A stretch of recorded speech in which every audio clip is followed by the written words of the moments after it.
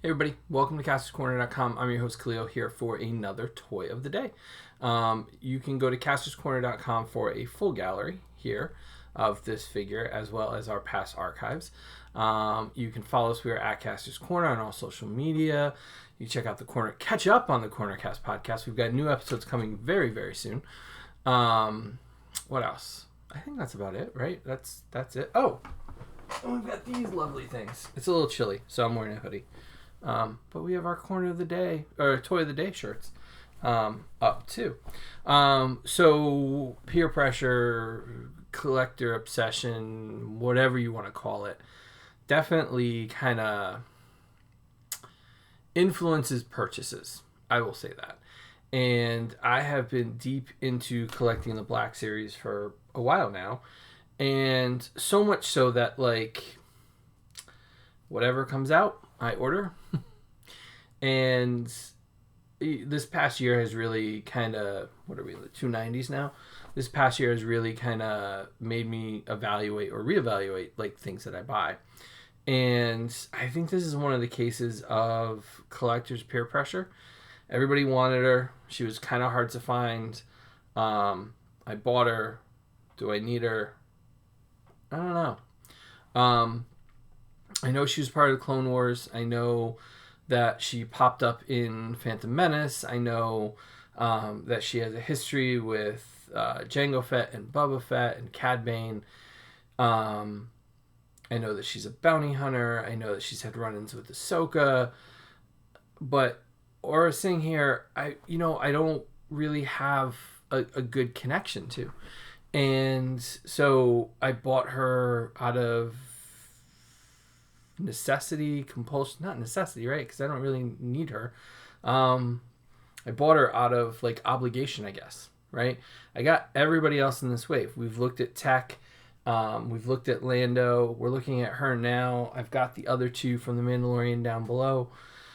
And so I picked her up for that reason. I also picked her up because she's a cool alien, and honestly, as Bill has said over the years, the amount of cool aliens versus human figures that they've done in Star Wars in the recent years has been kind of, humans, aliens, way down here.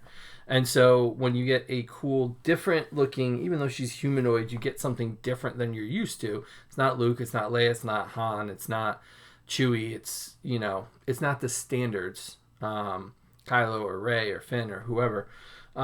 It's a little bit something different. It's kind of fun to kind of look at how they kind of pulled it off. So you can see that she's holding her big rifle here. Like a lot of figures in this scale, there's not a lot of detail to the rifle itself. It's all like this light gray plastic. I'm sure it could use a little bit of weathering. It sure could use a little bit of dry brushing and some painting. She can hold it for sure. I haven't been able to really pose her kind of shooting it. Even though, I'm trying to see, she does have the vertical wrist movement. So she can kind of point her weapon.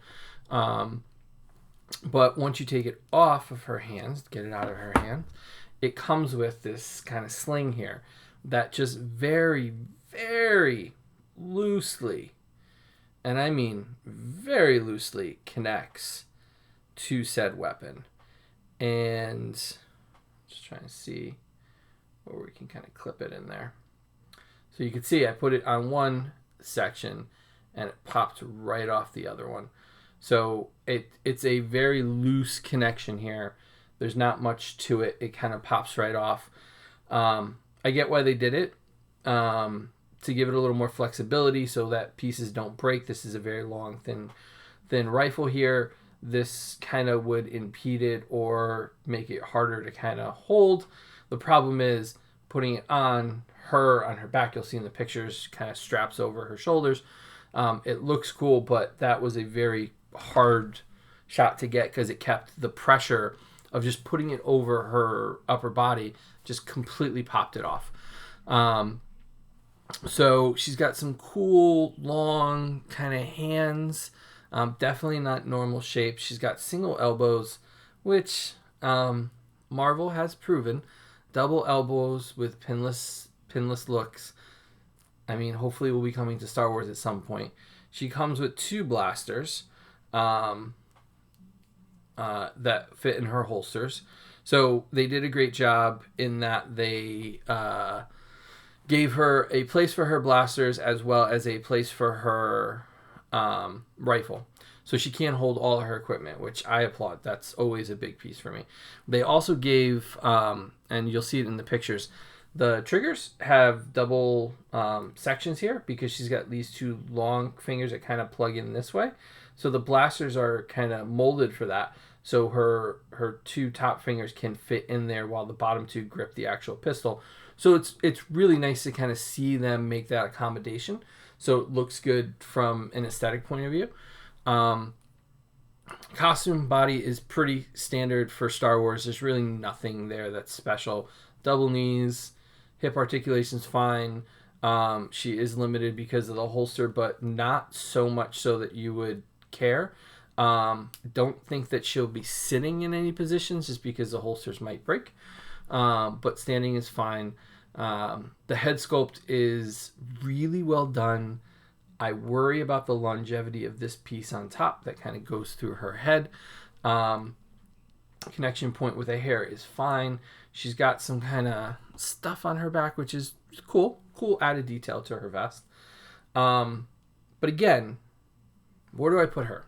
Do I put her with my bounty hunters where she belongs? Do I throw her in with my Clone Wars figures with Ahsoka?